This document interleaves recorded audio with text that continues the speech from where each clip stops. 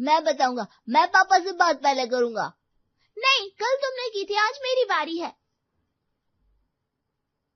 अरे बंद करो ये सब, पापा का फोन आया भी नहीं अभी तक। घर को तहस नहस कर डाला इन दोनों ने। पूरे घर में शोर मचा हुआ था क्योंकि आज संडे था।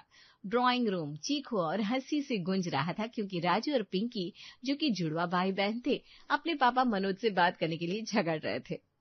अरे बच्चों बस करो, फोन आने वाला होगा, मुंह तो बंद करो तुम लोग। तभी टेबल पर रखा फोन बज उठा। पापा का फोन, पापा का फोन। रुको रुको एक सेकंड। लेकिन देर हो चुकी थी। दोनों जुड़वा रफ्तार से भागे। राजू ने पिंकी को धक्का दिया। पिंकी गिरते गिरते बची। उसने राजू की टी शर्ट पकड़ ली। दोनों फोन तक पहुंचने के लिए एक दूसरे से गुद गए।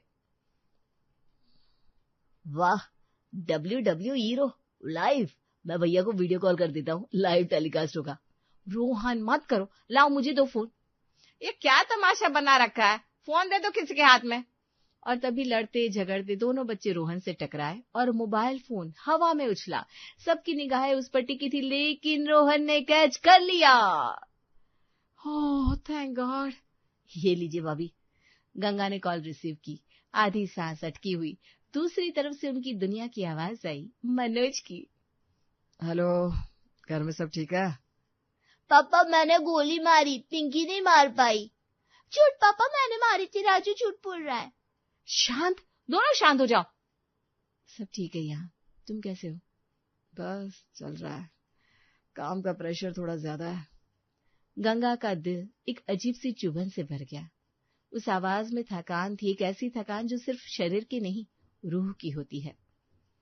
तुम ठीक तो हो ना? कोई परेशानी तो नहीं है ना? अरे नहीं, कुछ खास नहीं। बस यहाँ का खर्चा, किराया, खाना सब कुछ महंगा हो गया है। मतलब? देखो, तुम्हें टेंशन देने का मन नहीं करता, लेकिन जो सैलरी आती है उसका 90% तो घर भेजना ही पड़ता है। बचा हुआ 10% इस शहर में सांस लेने के लिए भी कम पड़ जाता है। महीने के आखिरी हफ्ते तो बिस्किट और चाय पर ही गुजारा होता है। गंगा के गले में एक मुट्ठी सी भर आई। उसका मनोज, जो हमेशा मुस्कुराता रहता था, आज अपने हिस्से की रोटी के लिए तरस रहा था। और वो यहाँ। अरे ये तो बता दिए होते, हम यहाँ मैनेज कर लेते। क्या मैनेज करना है, बताओ ना। अरे रुक जाओ तुम लोग। गंगा उठकर कमरे में चली गई और अकेले में बात करने लगी। अरे ये बच्चे मानते ही नहीं है। हाँ, मैं ये कह रही थी कि तुमने मुझे बताया क्यों नहीं पहले, हम लोग यहाँ मैनेज कर लेंगे। नहीं, बिल्कुल नहीं, तुम लोग कटौती मत करना, मैं संभाल लूंगा। बस तुम्हें बता दिया तो दिल हल्का हो गया। और कुछ और बातों के बाद फोन कट गया, लेकिन मनोज की वो भारी आवाज उसके दिमाग के हर कोने में गूंजती रही।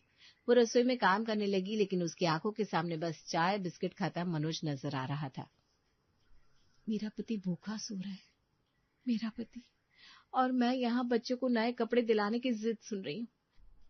नौकरी कर लो, पर कैसे कर सकती हूँ? रोहन तो पढ़ रहा है, सासू जी कभी नहीं मानेंगी, लेकिन मैं उसकी पत्नी हूँ, उसकी मदद करना मेरा फर्ज है। नहीं, मेरा प्यार है। अगर बाहर कमा नहीं सकती तो घर के भीतर तो बचत कर ही सकती हूँ। हर चीज, हर एक चवन्नी गिनकर खर्च करूंगी। उसकी आंखों में एक नया ठोस निश्चय था। वो एक सिपाही बन गई थी और उसका युद्ध क्षेत्र था ये घर। उसने सबसे पहले राशन के अलमारी को टटोलना शुरू किया। देखती हूँ कितना राशन बाकी है, उस हिसाब से आगे का प्लान करूंगी। चावल के डिब्बे का ढक्कन खोला। अंदर बस लगभग 2 किलो चावल बचे थे, जैसे किसी रेगिस्तान में पानी की अंतिम बूंदे। अगले 10 दिन इन्हीं से गुजारा करना था। बाजार दूर था, आने जाने का किराया भी तो लगता। तो हिसाब लगाते हैं 10 दिन 5 लोग, मतलब प्रतिदिन सिर्फ 200 ग्राम चावल। उबालते समय पानी ज्यादा डालूंगी तो दिखेंगे ज्यादा। सब्जी की ग्रेवी भी गाढ़ी रखूंगी। और उसने ठीक ऐसा ही किया। उसने 1 कप से चावल नापे, पानी डाला और बर्तन को ढक्कन से ढक दिया, मानो किसी बेशकीमती खजाने को छिपा रही हो। खाना बना और फिर परोसा गया। सबके पास थाली में सही मात्रा में चावल थे, लेकिन गंगा की अपनी थाली में बस कुछ चम्मच। तुम्हारे प्लेट में तो चावल बहुत कम लग रहा है, बनाए कम थे क्या? नहीं मम्मी जी, बस मेरा पेट आज कुछ ठीक नहीं है ना, इसलिए ज्यादा नहीं बनाए। आप लोग जितना चाहे खाइए ना। सुशीला ने शक की नजर से देखा लेकिन चुप रही। गंगा ने राहत की सांस ली। पहला छोटा युद्ध जीत लिया था। अच्छा हुआ मम्मी जी ने ज्यादा कुछ पूछा नहीं। अगली सुबह का समय, बच्चों की मांग आई, आज पराठे बनाओ। गंगा का दिल धक से रह गया। आटे का डिब्बा खोला। वो आटा तो सिर्फ 2 दिन की रोटियों भर का था। पराठे बनाने का मतलब 2 गुना आटा, 2 गुना तेल। नामुमकिन। लेकिन ना कहना भी तो मुमकिन नहीं था। जरूर बनाती हूँ। आज मम्मी स्पेशल पराठे बनाएगी। मतलब कैसे स्पेशल? बस देखते जाओ। और उसने पराठे बनाए, लेकिन वो पराठे इतने पतले थे, इतने पतले, मानो उसने रोटी को बस हल्का सा सेक दिया हो, तेल की बूंद बूंद को तरसते हुए। और अपने लिए उसने सिर्फ 1 रोटी बनाई। मम्मा, ये पराठा तो कागज जैसा पतला है। हमें तो मोटे मोटे पराठे पसंद है। अरे बेटा, तुम्हारा और पिंकी का डाइजेस्टिव सिस्टम इन दोनों कमजोर है। मोटे पराठे पचेंगे नहीं। ये पतले पराठे हल्के होते हैं, सेहत के लिए अच्छे होते हैं, समझे? ओह ठीक है। और मैं? अच्छा बेटा, बच्चों के सामने तुम्हें मोटे मोटे पराठे खिलाती मैं। चुपचाप खा लो। अब तो मम्मी से भी ज्यादा मम्मी हो। रोहन ने शक की नजर से देखा, फिर अपने पतले पराठे में अचार लगाकर खाने लगा। गंगा ने अपनी रोटी का 1 टुकड़ा तोड़ा और खाने लगी। अगले महीने तुम्हें कोई दिक्कत नहीं होगी मनोज, ये मेरा वादा है। शाम का समय था। गंगा घर के काम में बिजी थी, तभी उसका फोन बज उठा। स्क्रीन पर नाम था बबली दिल्ली वाली। उसने फोन उठाया तो उधर से बबली एक्साइटमेंट में चिल्लाई, ओए गंगा, क्या चल रहा है तेरी जिंदगी में? अरे बबली, सब ठीक है, तू सुना, मैं तो काम में लगी हूँ। अरे यार, कल तो हमने डोमिनोज का नया चीज बर्स्ट पिज्जा ऑर्डर किया, वो भी मिडनाइट करके। और कल रात को ना बर्गर खाया था। यहाँ तो जिंदगी है दोस्त, स्विगी, जोमेटो, ब्लिंकिट, जो मन करे 10 मिनट में सामने। बबली की आवाज में एक ऐसा घमंड था जैसे वो दिल्ली की गद्दी से फरमान सुना रही हो। हाँ सही है, बढ़िया बढ़िया। तुम्हारे छोटे शहर में तो शायद ये सारे एप्स काम भी नहीं करते होंगे ना? कैसे गुजारा होता है यार? हमारा गुजारा हमारी मेहनत से होता है बबली। तू मजे कर, मुझे अभी रसोई का काम निपटाना है, बाद में बात करते हैं। अरे सुन तो सही। पर उसने फोन काट दिया। बबली के शब्द हवा में लटक गए, लेकिन गंगा के कानों तक नहीं पहुंचे। उसका ध्यान तो बस उस मकसद पर था जो उसके दिल में जल रहा था, मनोज का बोझ हल्का करना। रात होते ही गंगा ने अपना अगला मोर्चा शुरू किया, बिजली बचाने का युद्ध। बच्चों, आज से हम हर समय ये बड़ी वाली लाइट नहीं जलाएंगे, ओके? मम्मा, अंधेरा हो गया, हमें होमवर्क करना है। हमें तो कुछ भी नहीं दिख रहा। अंधेरे में होमवर्क कैसे करेंगे? होमवर्क नहीं करेंगे तो मैडम मारेगी। शांत। देखो ये लो, ये लैंप सिर्फ तुम्हारी किताबों को रोशन करेगा, बाकी सब कुछ अंधेरे में। ये ज्यादा फोकस्ड रोशनी है। बड़े साइंटिस्ट ऐसे ही पढ़ते थे। सच में? सच में? हाँ, और नहीं तो क्या। और सिर्फ साइंटिस्ट नहीं, बल्कि बड़े बड़े सेलिब्रिटीज भी ऐसे ही पढ़ते हैं। बच्चे खुश होकर अपना होमवर्क करने लगे और वो पूरे घर का चक्कर लगाने लगी, एक जासूस की तरह जो बिजली के चोरों को ढूंढ रहा हो। चार्जर लगा हुआ है, ये तो बिजली चूस रहा है बिना काम के। टीवी स्टैंड बाय मोड में है, फालतू का खर्च है। फ्रिज का दरवाजा ठीक से बंद नहीं किया, हे भगवान। उसने हर एक पॉइंट को ठीक किया। घर का हर वार्ड बिजली अब उसकी निगरानी में था। अगला टारगेट था गैस। उसने अपने लिए एक कठोर नियम बना लिया, खुद का खाना कभी गर्म नहीं करना। गंगा, काम की वजह से तो डिनर कर ही नहीं पाई, अब तेरा खाना तो बर्फ की तरह ठंडा है। गैस जला, गरम कर ले अपने लिए। जी मम्मी जी, जरूर कर लूंगी। वो रसोई में गई। उसने खाना गरम करने का नाटक किया, लेकिन असल में खाना गरम नहीं किया। ऐसा इसलिए क्योंकि उसने अपनी सास को तो ये दिखाना था कि वो गरम कर रही है, लेकिन गैस भी तो बचानी थी ना। मम्मी जी तो अपने कमरे में चली गई है, चलो सही है, अब मैं खा लेती हूँ ये। लेकिन वो जैसे ही खाने बैठी तभी सुशीला पीछे से आ गई। अरे एक निवाला ले लो, मुझे भी ना थोड़ा चखने का मन कर रहा है। मम्मी जी, अच्छा लीजिए। सुशीला ने एक चम्मच उठाया, खाना मुंह में डाला और उनकी भौहें तन गई। ये तो बर्फ की तरह ठंडा है, तूने गरम किया ही नहीं। वो किया था मम्मी जी, लेकिन आजकल की सर्दी तो देखिए, पलक झपकते ही सब कुछ जमा देती है, बार बार गर्म करने से क्या फायदा। सुशीला ने गंगा की ओर एक तीखी जांच भरी नजर से देखा। गंगा का दिल जोर जोर से धड़क रहा था, लेकिन वो कुछ और बोली नहीं। आखिरकार सुशीला बुदबुदाती हुई चली गई। हे भगवान, तेरा धन्यवाद, तूने मुझे बचा लिया। बस ऐसी मेरी मदद करते रहना, मैं बहुत सारी बचत कर लूंगी। अब गंगा की निगाहें नई चीजों पर बिल्कुल भी नहीं थी। मतलब वो कुछ भी नया खरीदना नहीं चाहती थी। पुराना अगर कुछ बिगड़ा है तो उसकी मरम्मत कर लेती थी। यह क्या है, टूटी हुई चप्पल पहन रखी है, फेंक दे सर, अब नहीं ले आ। नहीं मम्मी जी, इसे मोची ठीक कर देगा, 10 रुपए ही लगेंगे। मम्मी तुम सच में कंजूस हो गई हो। बेटा, कभी कभी कंजूस बनना पड़ता है, और कभी कभी कंजूस बनना एक ताकत होती है, समझे? गंगा, बच्चों को कंजूस बनना मत सिखाओ। मैं कंजूसी नहीं मम्मी जी, किफायत सिखा रही हूँ, फालतू खर्चे का विरोध सिखा रही हूँ। ये तो अच्छी बात है ना? सही बात है, फिजूल खर्ची नहीं होनी चाहिए, लेकिन ये तो जरूरत है। जरूरत है जो मरम्मत से पूरी हो सकती है। सुशीला चुप रह गई। जरा ही देर में राजू और पिंकी टीवी पर एक नए कार्टून की जिद पर अड़ गए, जिसकी सब्सक्रिप्शन फीस थी 100 रुपए। मुझे ये कार्टून देखना है, सब दोस्त देखते हैं। हाँ, हमें भी वही टीवी चैनल चाहिए, चाहिए चाहिए चाहिए। बच्चों सुनो, उस कार्टून से भी बेहतर कुछ है। क्या? कुछ भी नहीं है, हमें बस वही चाहिए। एक लाइव शो तुम्हारे लिए, देखो। और उसने पुरानी किताबों से कागज के हवाई जहाज बनाना शुरू कर दिया, उन्हें उड़ाया, एक छोटी सी कहानी सुनाई। लेकिन नहीं, ये सब नहीं चाहिए, हमें कार्टून चाहिए, बस वही वाला। गंगा की समझाने की हर कोशिश बेकार जा रही थी। तभी सुशीला कमरे में आई। ये क्या रोना धोना मचा रखा है? बच्चों का मन है, करने दो सब्सक्रिप्शन, 100 रुपया ही तो है, मनोज कमाता है ना। गंगा का गला सूख गया। 100 रुपये ही तो है, यही सोचकर तो मनोज 10% में गुजारा कर रहा था, लेकिन वो सास के सामने बहस नहीं कर सकती थी। ये 100 रुपये अगर बच जाते तो मनोज कुछ सही खा पाएगा, लेकिन अब नहीं बच पाएंगे। उसने बच्चों का वो चैनल सब्सक्राइब कर दिया। उनकी खुशी देखकर उसका दिल टूट रहा था। उसी रात उसने राशन की अलमारी खोली, वो बिल्कुल खाली थी, चावल का एक दाना भी नहीं। 10 दिन पूरे हो चुके थे। रोहन, एक काम है, बाजार से राशन ले आओगे?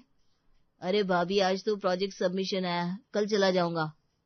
गंगा को मनोज की वो बात याद आई। घर का हर काम मैं ही करता हूँ। उसने ठान लिया वो खुद जाएगी। घर से निकली और गली में खड़े रिक्शे वाले से पूछा, बाजार तक के कितने लोगे? बाजार 100 रुपए लगेंगे मैडम। गंगा के पैरों तले जमीन खिसक गई। 100 रुपए सिर्फ जाने की? ये तो एक दिन की मनोज की खाने की पूरी रकम थी। नहीं, बिल्कुल नहीं, ये 100 रुपए मैं इसे नहीं दूंगी। पैदल ही चली जाती हूँ, यही अच्छा है, कम से कम ये पैसे तो बचेंगे। और वो चल पड़ी। 1 घंटे की पैदल यात्रा। वो थक गई, लेकिन उसके मन में एक जुनून था बचत का, हर हाल में बचत करो। फिर बाजार में वो हर सब्जी वाले के पास गई और दाम पूछती रही। भैया, आज सबसे सस्ती सब्जी कौन सी है? आलू बहन, 20 रुपए किलो। गंगा की आंखों में चमक आ गई। आलू सस्ता, पेट भरने वाला, और उसे 10 तरह से बना सकती है। उसने अपना पूरा बजट आलू पर झोंक दिया। लौटते वक्त फिर रिक्शे वाले का सामना हुआ। चलो मैडम, वही 100 रुपए। 80, ज्यादा नहीं। अरे ये क्या, मोल भाव नहीं चलेगा। तो मत चलो, मैं पैदल ही चली जाऊंगी।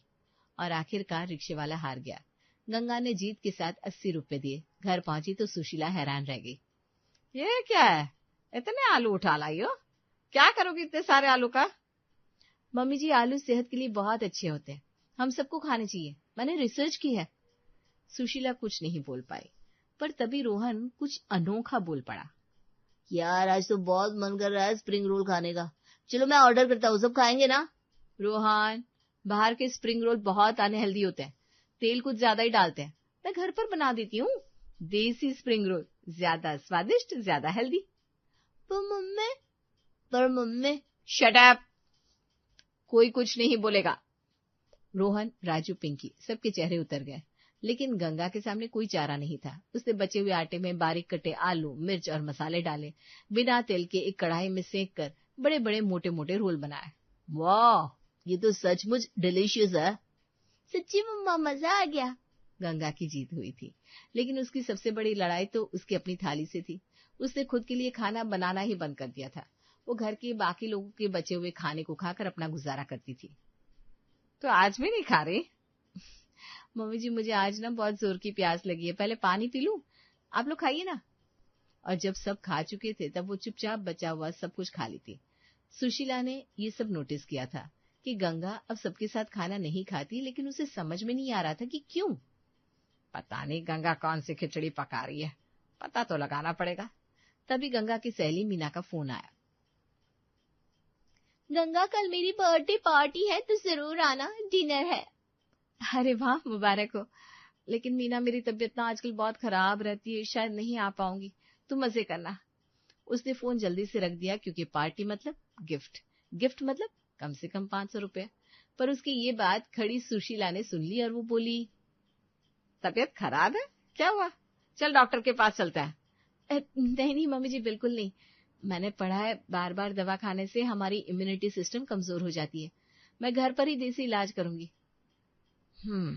मेरी बहू कितनी देसी है। पर सुशीला को अब कुछ कुछ समझ में आ रहा था, ये सब बहाने थे। उन्होंने रोहन से बात करी। रोहन, तूने गंगा में कुछ अलग नोटिस किया है? पिछले महीने से ये कैसी रहती है, न खाती है ढंग से, न बाहर जाती है। हाँ मम्मी, मैंने भी सोचा, राजू ने सही कहा था, मम्मी कंजूस हो गई है। लेकिन ऐसा क्यों? कहीं इनसे पैसे खो तो नहीं गए जो ऐसा कर रही है? दोनों ने फैसला किया कि अब गंगा पर नजर रखी जाएगी।